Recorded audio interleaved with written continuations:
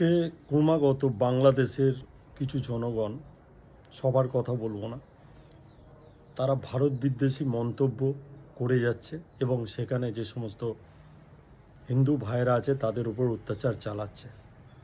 আমি নিজের ব্যক্তিগতভাবে তার তীব্র ধিক্কার জানাই, প্রতিবাদ করছি। সবথেকে আশ্চর্যের হলো আমাদের পশ্চিমবাংলা বা ইন্ডিয়াতে অনেক বড় বড় কন্টেন্ট ক্রিয়েটার আছে যারা এই ব্যাপারে সমস্ত কিছু দেখেও বোবা কানা কালা হয়ে বসে আছে। কারণ প্রতিবাদ করলে তাদের প্রোফাইলের ক্ষতি হবে, তাদের এঙ্গেজমেন্ট কমে যাবে, তাদের ফলোয়ার কমে যাবে, তাদের ভিউ কমে যাবে, রিচ কমে যাবে।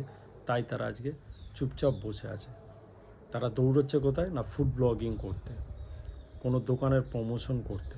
সেগুলো করছেন ঠিক আছে, তবে সোশ্যাল মিডিয়াতে কিন্তু যারা কন্টেন্ট ক্রিয়েট করেন, যাদের একটু বড় প্রোফাইল, তাদের একটা দায়বদ্ধতাও থাকে এই সমাজের প্রতি, এই দেশটার প্রতি। সেটা ভুলে যাবেন না যে আপনি কিন্তু একজন